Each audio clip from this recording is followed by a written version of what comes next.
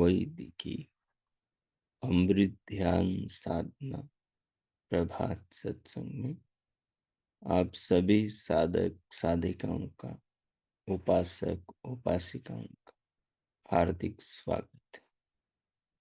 आइए पूर्व की भांति आज के ब्रह्म मुहूर्त में, आज की ब्रह्म वेला में भी हम उन महान प्रभु पार ब्रह्म परमेश्वर के दिव्य महान स्वरूप का ध्यानमय चिंतन करते हुए भगवान को जीवन में, जगत में, सृष्टि के कण कण में, अपने वैभव में, सामर्थ्य शक्ति में, संसार के अंदर जो व्यवस्था सृष्टि में बनी हुई है, संसार के अंदर जो प्राणियों के जीवन की प्रणाली है, संसार के अंदर मनुष्यों के जीवन के आधार जो तत्व है,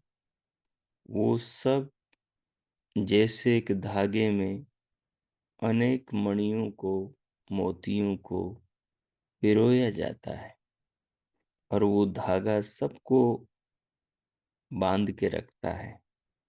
ठीक उसी प्रकार उस विश्व चेतना परमात्मा रूपी सूत्र में संपूर्ण सृष्टि के अणु परमाणु पिरोए हुए हैं। उन अणु परमाणु से बनने वाले सब द्वय अणु, त्रसरेणु, चतुष्णु, उनसे बनने वाली हर छोटी बड़ी दृश्य अदृश्य प्राकृतिक वस्तु परमात्मा रूपी सूत्र में पिरोई हुई है।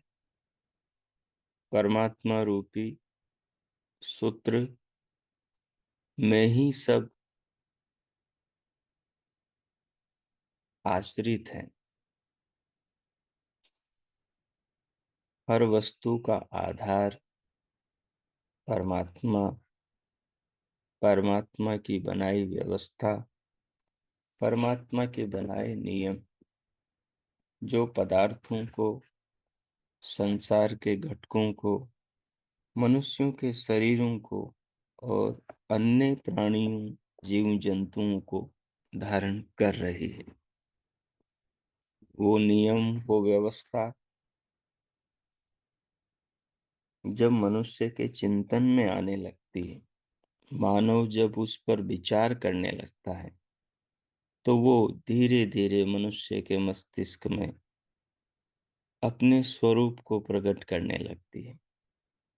मानव का ज्ञान विज्ञान सृष्टि के चिंतन से विकसित होता है और विकसित होता हुआ ज्ञान का उजाला, ज्ञान का प्रकाश मनुष्य के मन में, अंतकरण में करता है और उसी प्रकाश में मनुष्य को वस्तुओं का, स्वयं का, संसार का, तीनों तत्वों का, आत्मा, परमात्मा और प्रकृति का वास्तविक ज्ञान होने लगता है।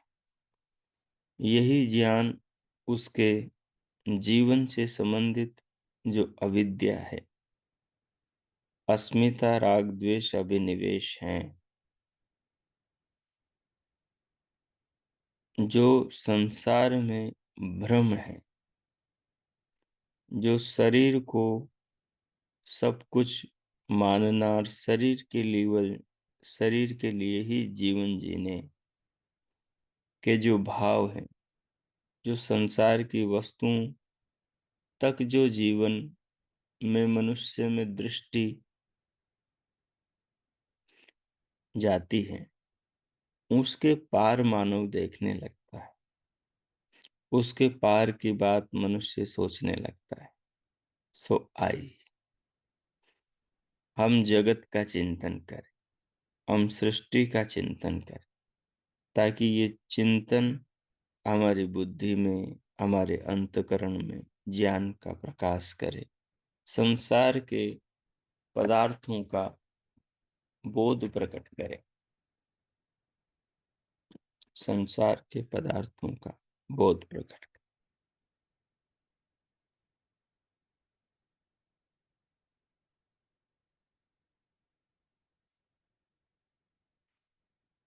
जिस किसी आसन पर आप बैठे हैं, उसे व्यवस्थित कर लें। जो भी अनुकूल आलती पालती हो वो लगा लें, और कमर, पीठ और गर्दन को सीधा सहज रखते हुए, दोनों हथेलियों को गोद में रखते हुए, नेत्रों को कोमलता से बंद करते हुए,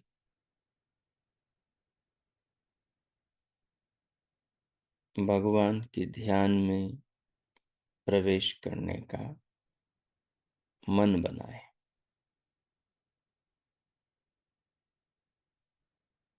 भगवान सृष्टि में है और सृष्टि भगवान में है। हम भी सृष्टि में हैं और सृष्टि हम में है। कैसे? भगवान निराकार है और विभु व्यापक है। सब दुनिया उनमें है, ये तो समझ में आता है, क्योंकि उनके एक भाग में संपूर्ण ब्रह्मांड है। और वो सब में है, वो भी समझ में आता है। वो कैसे? वो ऐसे, क्योंकि प्रभु तो सूक्ष्म है और वो अभौतिक है, निराकार है। इसलिए वो हर संसार की वस्तु में, साकार वस्तु में भी विद्यमान है। साकार वस्तुएं परमात्मा को प्रभावित नहीं करती, न परमात्मा को निराकार आत्मा प्रभावित करता। परमात्मा पूर्ण ज्ञानी होने के कारण हमेशा अप्रभावित रहते हैं संसार से।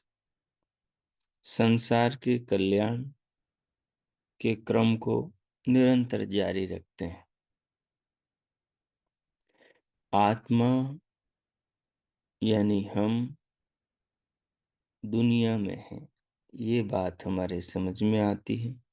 हम धरती पर हैं, हम आकाश में हैं, हम अपने सौर परिवार में हैं, हम हमारा सौर परिवार अपनी आकाश गंगा में है। हम संसार में, हम नगर में, हम गांव में, शहर में, हमारी एक जगह है जहाँ पर हम हैं। और वो जगह जिस भू क्षेत्र में आती है, हम मकान में बैठे हैं, तो हम दुनिया में हैं। दुनिया जगत को कहते हैं। जगत कहते हैं जो गतिमान वस्तु है। गतिमान पृथ्वी है, गतिमान हमारा शरीर है। तो संसार, दुनिया केवल पृथ्वी नहीं है, सूर्य चंद्रमा नहीं है, पूरा सौर परिवार है। और उसी सौर परिवार के अंदर हमारा शरीर आता है। तो हमारे शरीर में भी गति चल रही है। बचपन से किशोर अवस्था आई, और फिर जवानी, और फिर बुढ़ापे की ओर।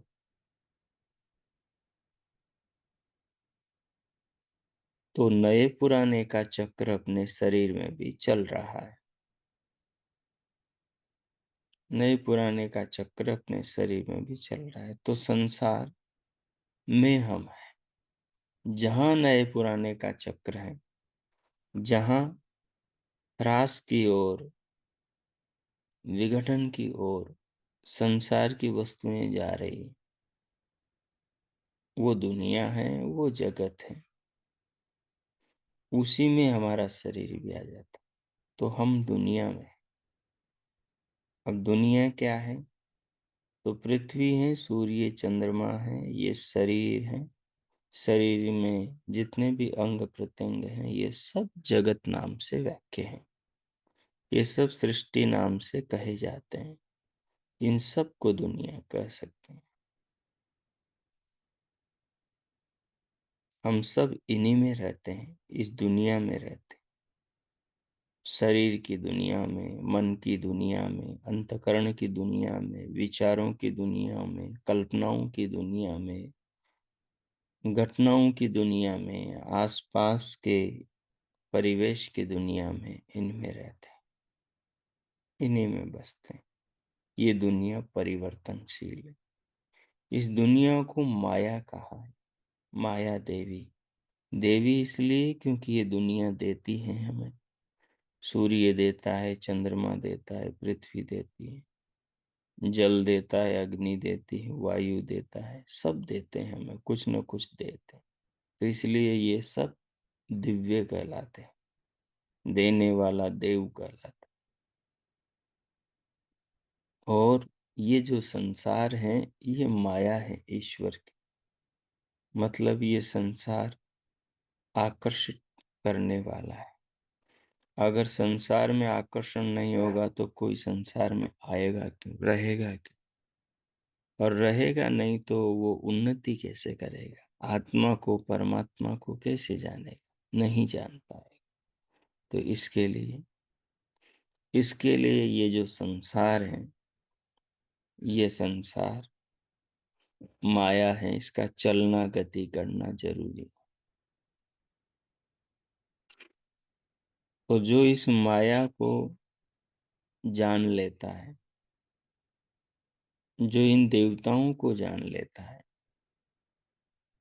देवी माया को, इसके नाना रूपों को, इसके नाना रूप, पहाड़, पर्वत, नदियां, सागर, सूर्य, चंद्रमा, तारे, नक्षत्र, ये सब, हमारे आपके शरीर, पशु पक्षियों के शरीर, सब कुछ दुनिया में जो भी कुछ है, ये सब माया के ही रूप, ये सब माया के ही नए नए रंग है। हमने माया को ओढ़ रखा है, हमने माया को पहन रखा है, हम माया को ही खाते हैं, हम माया से ही जीते हैं, हम माया में ही रहते हैं। ये माया ही दुनिया है, ये माया ही संसार है, माया ही संसार। बंधन भी माया है। लेकिन जो इस माया को जान लेता है, जो इस दुनिया को, प्रकृति को, इसके विकारों को जान लेता है, वो इस माया देवी के बंधन से मुक्त हो जाता है। मुक्त होकर वो अपने स्वरूप को और परमात्मा देव को प्राप्त होकर मुक्ति का आनंद भोगता है। मुक्ति का आनंद भोगता है। तो सबसे पहली जो चीज है, वो इस माया पर विजय पाना है। और माया से हम लड़कर जीत नहीं सकते। हम एक पत्थर से नहीं लड़ सकते। अगर पत्थर पर सिर मारेंगे तो सिर फूट जाएगा। पत्थर पर हाथ से मुक्का मारेंगे तो मुक्का टूट जाएगा। माया बड़ी जटिल है। माया को समझना भी, माया को दबाना भी, अर्थात माया पर विजय पाना भी, माया से अप्रभावित रहना तो बहुत कठिन, लेकिन कठिन है, असंभव नहीं है।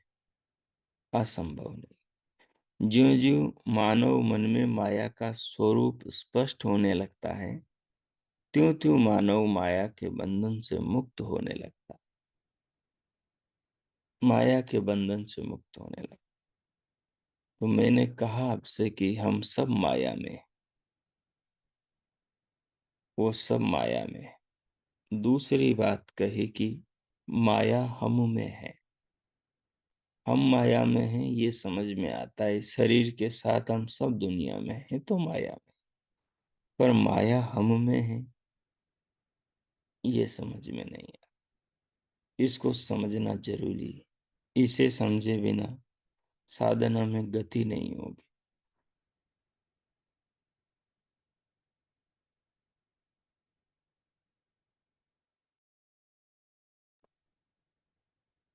तो इसे समझे बिना साधना में गति नहीं होगी। माया हम में कैसे है? हम तो माया में हैं। हमारा माया में होना बुरी बात नहीं, क्योंकि माया के बिना अपना काम चल नहीं सकता। हम शरीर धारण कर नहीं सकते, हमारा कोई भी काम नहीं चल सकता। लेकिन माया हम में न जाए, माया को हम अपने अंदर जाने से रोक दें, तो हमारा काम चल सकता है। माया हम पर हावी रहे, तब भी हमारा काम चलेगा। और हम माया को अपने ऊपर हावी न होने दें, तब भी अपना काम चलेगा। हम ज्यादा सुखी, ज्यादा प्रसन्न, ज्यादा आनंद तब रहेंगे जब माया हम पर हावी ना हो।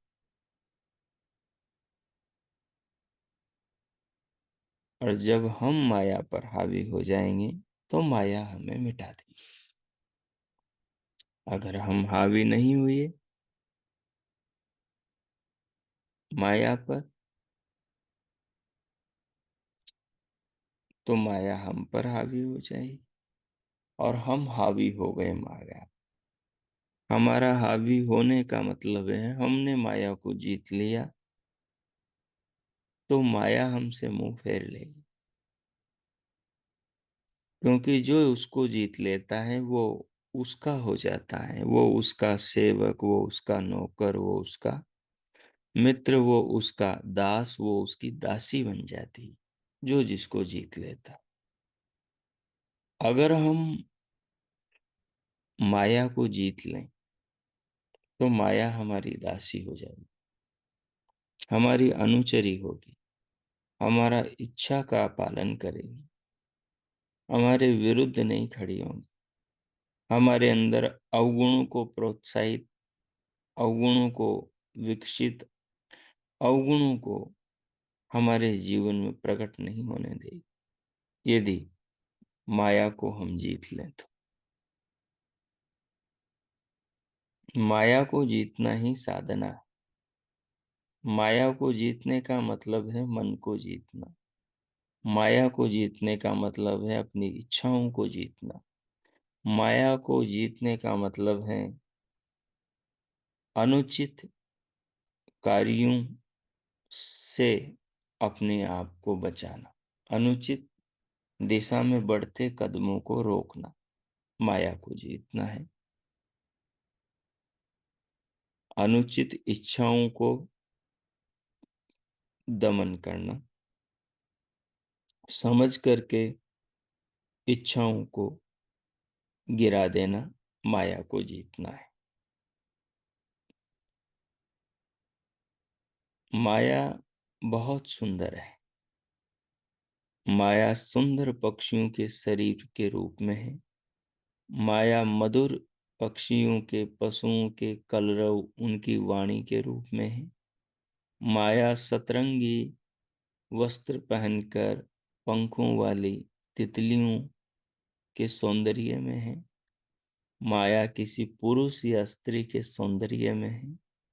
माया उन दोनों का शरीर है, पशु पक्षियों का, मनुष्य स्त्री पुरुषों का, सबका शरीर माया है।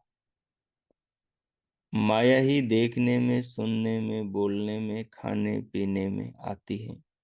माया नाम प्रकृति का है। माया नाम इस सृष्टि का है। माया नाम उन सारे खाने पीने की चीजों का है। माया नाम हम सबके शरीरों का है। माया प्रभु की महिमा है। माया प्रभु का सृजन है। तो हम इस माया का सम्मान करें। सम्मान का मतलब इसको समझें। समझना सम्मान करना होता है। जो समझता नहीं वो सम्मान नहीं कर पाता। तो माया का हम सम्मान कैसे करें? माया को समझ कर। माया की शुरुआत कहाँ से होती है और इसका विस्तार कहाँ तक फैला है, इसको जानने के लिए हम योग दर्शन में चले। जिसको जानने के लिए हम महर्षि कपिल के सांख्य शास्त्र में जाए, तो वो माया के संपूर्ण विशाल स्वरूप को बताते हैं। वो कहते हैं सत्व रजस तमसाम साम्य अवस्था प्रकृति। ये जो परमाणु की समान अवस्था प्रकृति है, इस प्रकृति पर जिसका आधिपत्य है, स्वामित्व है, वो है परमात्मा शक्ति, जिसका माया पर आधिपत्य है, जो माया के अधीन रह जो माया को अपने अधीन रखता है, वो परमात्मा। दूसरा, आत्मा जब माया के गुणों को जानता है तो फिर माया उसके अधीन होने लगती, फिर माया उसके अनुसार काम करने लगती। और यदि वो विषयों में विकारों में डूब जाए, यदि विषय विकार उसके ऊपर हावी हो जाए, तो फिर मनुष्य का पतन नजदीक आ जाता है। क्योंकि माया मुक्ति का द्वार तभी खोलती है जब उसका प्रयोग करने वाला पहले उसे जान ले। जो माया को पहले नहीं जानता, माया उनके उन्नति के द्वार बंद कर देती, उनकी सुख शांति का द्वार बंद कर देती। वो कितने ही सफल हो लेकिन फिर भी असफल रह जाते हैं। इसलिए माया को जानना समझना अत्यंत अनिवार्य है। माया इस सृष्टि प्रकृति नटी का नाम है जो निरंतर नृत्य कर रही है, निरंतर नृत्य कर रही है, उसका नाम माया। आइए हम इस माया के महान स्वरूप को समझें, जो हमारे साथ हैं, अंदर बाहर हैं। जब हम राग द्वेष काम क्रोध में फंस जाते हैं, तब माया हमारे अंदर होती है। माया का मतलब है वो भाव, वो विचार, वो वस्तु, वो परिस्थिति, वो संबंध, वो सब कुछ संसार में जो भी पत्थर, कंकर, पानी, अग्नि, जलवायु, हाथ पांव, मनुष्य शरीर, वो सब माया, सब माया। सो आइए इस माया को समझें। ध्यान में जाकर गहराई से समझेंगे तो और विशेष प्रभाव बुद्धि पर पड़ेगा। इससे साधना में साधक की साधिका की तीव्र गति होती, और संसार की बहुत सारी आलतू फालतू चीजों से वो साधक साधिका बचने में सक्षम होते हैं। जब उन्हें पता लगता है कि हम एक माया जाल में फंसे हुए हैं, और वो माया जाल संबंधों का है, वो माया जाल खाने पीने की इंद्रियों की इच्छाओं का है, वो माया जाल सुख सुविधाओं का, घर वैभव का, इन सब चीजों का ही।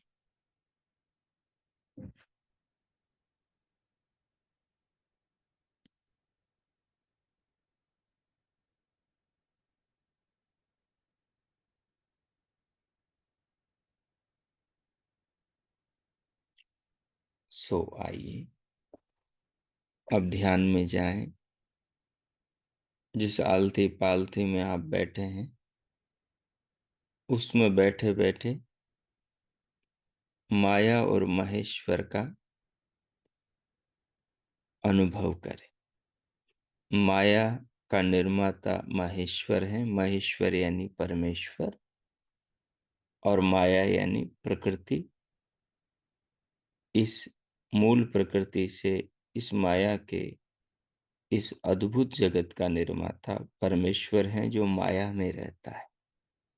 अब माया कहाँ, अपना शरीर माया, मन माया, सूक्ष्म शरीर माया, हमारा कारण शरीर माया, ये सब प्रकृति का ही क्षेत्र है। तो इन सब में माया है और इस माया में महेश्वर है, परमात्मा। तो परमात्मा विभु है, व्यापक है, सृष्टि के कण कण में है, हमारे मन में भी है, क्योंकि मन माया है।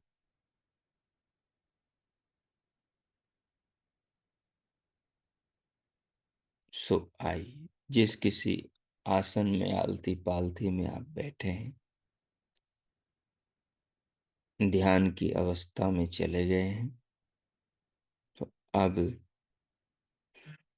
माया पर चिंतन प्रारंभ करें। माया को बहुत स्पष्टतः आपके सामने रखा गया है। सबसे पहले बाहर से भीतर आने वाली श्वास को अनुभव करें, उसे लंबी गहरी करें और धीरे धीरे बाहर से भीतर,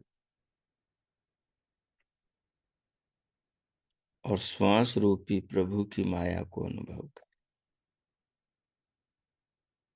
जो माया को जितना अच्छे से जानता है, वो मुक्ति के उतना ही करीब पहुंचता है।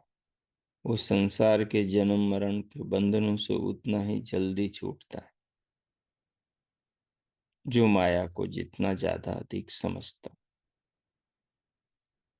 तो विचार करें, नेत्र बंद किए हैं, मन को ब्रह्मरंध्र में लगाएं, वह दोनों कानों के आकाश में लगाकर दिव्य नाद सुने। जिनको सुनने का मन नहीं है वो न सुने। दिव्य प्रकाश देखने का मन है तो भ्रुकुटी में मन लगाएं, मन नहीं है तो न करें। केवल चिंतन करें, ध्यानमय चिंतन। बीच बीच में ईश्वर के ओम नाम का मानसिक जप करें और माया में बैठे महेश्वर को प्रणाम करें, उनका धन्यवाद। अब मैं मौन होता हूं। अगले 10 मिनट तक आप माया, महेश्वर और हमारा अपना जीवन, हमारी अपनी आत्मा, जो इस माया के नाना उपकरणों के माध्यम से सृष्टि में जीवन जी रही है, जीवन जी रही है। सो अगले 10 मिनट अब आप ध्यान में चिंतन करें, बीच बीच में मानसिक रूप से प्रभु नाम का स्मरण, फिर बीच बीच में चिंतन, माया महेश्वर का ध्यान। ओ कीजिए।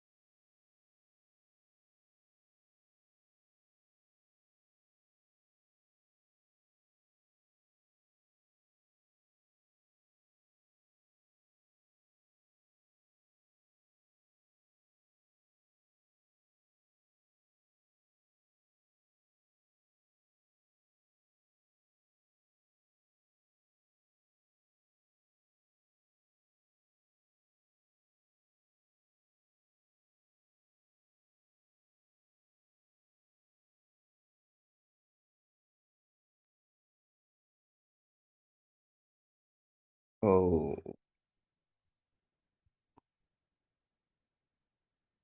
ओ,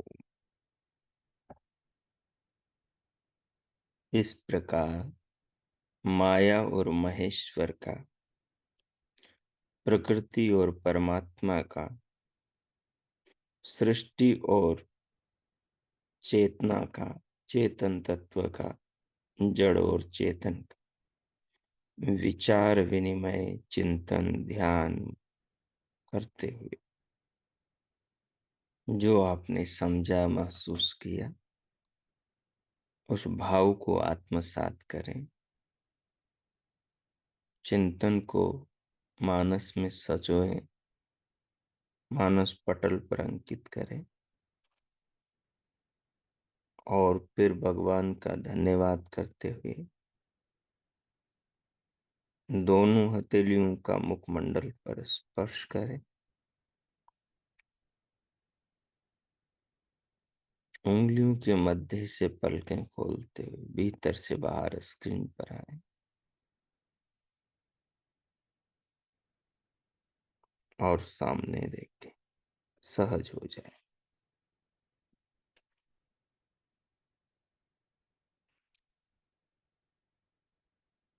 जैसा कि आपको विदित है कि ध्यान के उपरांत हम श्रीमद् भगवद गीता के 7वें अध्याय के श्लोकों पर विचार करते चले आ रहे हैं। आज हम 12वें श्लोक के शेष भाग पर चिंतन करेंगे। हम विचार कर रहे थे 12वें श्लोक में कि श्री कृष्ण अर्जुन से कह रहे हैं कि अर्जुन, ये जो गुण है, ये गुण मुझसे अनुप्रेरित है, मैं इन गुणों से नहीं हूं। ये चैव सात्विका भावा राजस सास्तामसाश्च ये मत्त एवेति तान विद्धि न त्वम न तु अहम तेषु ते मयि। कह रहे हैं कि जो सात्विक गुण हैं और राजस तथा तामस गुण हैं, उनको मेरे से ही जान, यानी मुझसे अनुप्राणित यानी क्रियाशील जान। मैं उन गुणों में नहीं आता, यानी उन गुणों से मैं नहीं हूं। वो गुण मुझे नहीं बना सकते, मुझे प्रेरित नहीं कर सकते। उन गुणों को मैं प्रेरणा देता हूँ। मेरी प्रेरणा से वो नाना रूपों को धारण करते हैं, नाना पदार्थों में रूपांतरित होते हैं और इस संसार के रूप में रूपांतरित होकर सृष्टि रूप धारण करते। इसलिए सृष्टि को सत्व रज तमोमयी कहा गया। तो इस प्रकार से श्लोक को कह के अब आगे जो गीता के अन्य जो टीकाकार है उसमें मधुसूदन स्वामी और आचार्य शंकर जो अद्वैत मत वाले हैं, तो उनकी कुछ यहाँ आलोचना करी गई है। और इस आलोचना से आप पूर्व से परिचित हैं कि वो ब्रह्म और सृष्टि को एक मानते हैं, वो माया और मायावी को एक मानते हैं। वो माया का जन्म मायावी से यानी महेश्वर से मानते हैं और माया महेश्वर से ही बनती है। जैसे मकड़ी अपनी बॉडी से, अपने शरीर से जाला निकालती है और फिर वापस निगल जाती है, तो उनका कहना है कि ऐसे ही महेश्वर माया को अपने भीतर से निकालता है और वापस माया को निगल जाता है, प्रलय हो जाती है। लेकिन ये वैदिक सिद्धांत के खिलाफ है, ये वैदिक सिद्धांत के विरुद्ध बात है। क्योंकि जड़ वस्तु उसमें से निर्मित होती निकलती हैं जो जड़ हो। चेतन में से जड़ नहीं निकलता। जड़ में से जड़ निकल सकता है, चेतन में से न तो चेतन निकल सकता है न जड़ निकल सकता है। क्योंकि चेतना अपने आप में पूरा तत्व है, और वो भौतिक नहीं, वो आणविक नहीं, वो संघात जन्य नहीं, वो परमाणु से निर्मित नहीं, वो अविभाज्य है। इस कारण से उसमें बदलाव नहीं होता। ऊपर की सारी बात का सार नीचे छोटी सी पंक्ति में देकर प्रश्न बनाया है। रज्जु सर्प के समान संसार रूपी कल्पना का कल्पक जीव है, ब्रह्म तो नहीं। फिर उसको यह दोष क्यों लगाया जाता है? उत्तर, मायावादियों के सिद्धांत अनुकूल सब मिथ्या कल्पनाओं की मूलभूत माया शुद्ध ब्रह्म के आश्रित रहती है, और उसी को अज्ञानी बनाती है। जैसा कि आश्रियत्व विषयत्व भागिनी निर्विभाग चितिरेव केवला पूर्व सिद्धस्तमसो ही पश्चिमो नाश्रयो भवति नापि गोचर। जीव ईश्वर के विभाग से रहित जो केवल चित्ती है, केवला चित्ती है, वह चित्ती यानी आश्रयत्व विषयत्व भागिनी अज्ञान का आश्रय और विषय है। पूर्व सिद्ध तमसः जीव ईश्वर की उत्पत्ति से प्रथम जो अज्ञान है, वह पीछे होने वाले किसी पदार्थ का न आश्रय करता और ना ही उसका विषय होता। अर्थात सब संसार की उत्पत्ति का कारण माया व अज्ञान मायावादियों के शुद्ध ब्रह्म के सहारे रहता है और उसी को अज्ञानी बनाता है, क्योंकि और सब पदार्थ तो पीछे से उत्पन्न होते हैं। इस प्रकार रज्जु सर्प के समान इस मिथ्याभूत संसार की मिथ्या कल्पना करके मायावादियों का शुद्ध ब्रह्म स्वयं अशुद्ध हो जाता है। इसलिए उसको नित्य शुद्ध बुद्ध मुक्त स्वभाव नहीं कह सकते पौराणिकों के ब्रह्म को। और इनके उक्त आधुनिक वेदांत के श्लोक के आश्रय से विरुद्ध गीता का यह सिद्धांत है। कैसे, आगे बता रहे हैं। ये नया सूत्र देखिए, एक सूत्र पढ़ेंगे। त्रिभिर्गुण मयैर्भावैरेभिः सर्वम् इदं जगत् मोहितं नाभिजानाति मामेभ्ये परम अव्ययम। तो देखिए,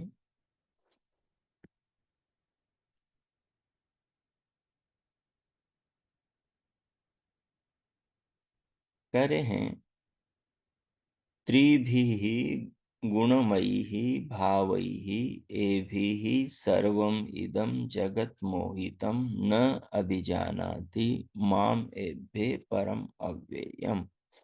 इन तीनों गुण रूप भावों से, सत्वरजतम से, इदम सर्वम जगत, यह सब जगत, मोहितम, मोह को, अज्ञान को प्राप्त हुआ, एभ्य परम, तीनों गुणों से परे, अव्ययम, विकार रहित, माम, मुझको, न अभिजानाति, नहीं जानता, जो इस माया से प्रभावित है, जो इस माया को स्वयं मान चुका है। वो मतलब क्या है कि शरीर को हम स्वयं मान चुके हैं। स्त्री है तो आत्मा अपने आप को स्त्री, पुरुष है तो पुरुष मान चुका है। जैसा सामाजिक उसकी पहचान है, वो पहचान ही अपने अस्तित्व को मान चुका है, तो समझो कि वो माया में पूरी तरह डूब चुका है। और ऐसा माया में डूबा हुआ व्यक्ति उस अव्यक्त परमात्मा को नहीं जान सकता, जो निराकार है, जो माया से रहित है। ये अभिप्राय है श्लोक का। भाष्य देखिए, इस श्लोक में यह कथन किया गया है कि इन तीन गुणों से संसार मोह को प्राप्त होता है। परमात्मा कदापि नहीं, और मायावादियों के सिद्धांत अनुकूल परमात्मा ही मोह को प्राप्त होकर जीव ईश्वरादि भावों को धारण करता है। इस प्रकार इनका अज्ञान ब्रह्म आश्रित रहकर ब्रह्म को मोह लेता है। यह सिद्धांत गीता शास्त्र से सर्वथा विरुद्ध है। इस श्लोक की संगति मधुसूदन स्वामी ने यूं लगाई है, रसो अहम अप्सु कौन्तेय इत्यादि वाक्यों से परमेश्वर ने सब जगत को अपना स्वरूप कहा, और आप नित्य बुद्ध शुद्ध मुक्त स्वभाव हैं। फिर परमात्मा से अभिन्न इस जगत में सांसारीपन कैसे बनेगा? यदि नित्य शुद्ध बुद्ध मुक्त स्वभाव परमात्मा के अज्ञान से जीव में सांसारीपन है, वास्तु में नहीं तो जीव में अज्ञान कहाँ कहाँ से आता है? अर्जुन की इस शंका की निवृत्ति के लिए ये श्लोक हैं। उक्त स्वामी मोह का कारण नहीं, किंतु ब्रह्म को मोहित करके जीव बना देने का कारण। फिर विचारे, जीव का क्या अपराध, जब शुद्ध ब्रह्म ही अज्ञान के वशीभूत होकर जीव बन गया। मायावादियों के मतानुकूल यह उपालंब कृष्ण जी जीवों को तब देते जब स्वयं माया के वशीभूत होकर अपने स्वरूप को न भूल जाते। यानी स्वयं भगवान जब अपने स्वरूप को भूल जाता है तभी वो जीव रूप में आता है। ये तो परम अज्ञान की बात है। जब स्वयं ब्रह्म ही भूल कर जीव बनता है तो जीवों को क्या उपालंब दे सकता है, जीवों का क्या मार्गदर्शन कर सकता है कि तुम मोह के वशीभूत हुए, मुझको नहीं जानते। वैदिक मतानुकूल माया प्रकृति जीवों के मोह का कारण है, परमात्मा के मोह का कारण नहीं है। यही सार है। तो माया और महेश्वर को, प्रकृति और परमात्मा को, और जड़ और चेतन को समझना चाहिए साधना की दिशा में साधकों को आगे बढ़ने के लिए। तो इस प्रकार से इस माया और महेश्वर के श्लोक में जो भाव बताया है, इसको अपने ध्यान में रखते हुए 2 मिनट इस पर ध्यान करें और भगवान का धन्यवाद करें, महापुरुषों के प्रति श्रद्धा लाएं, फिर हम शांति पाठ करें। 2 मिनट ध्यान में चिंतन।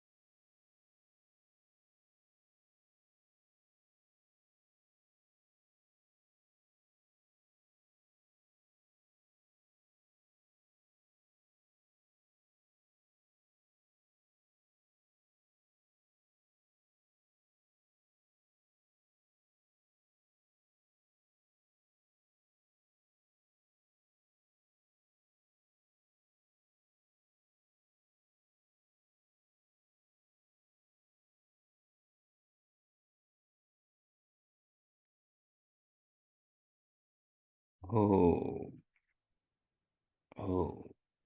इस प्रकार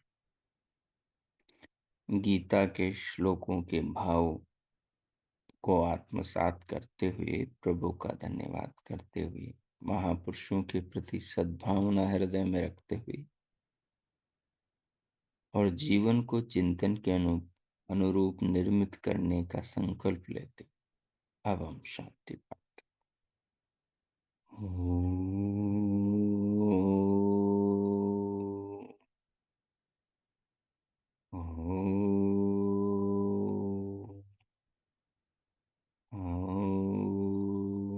शांति शांति शांति। ओम।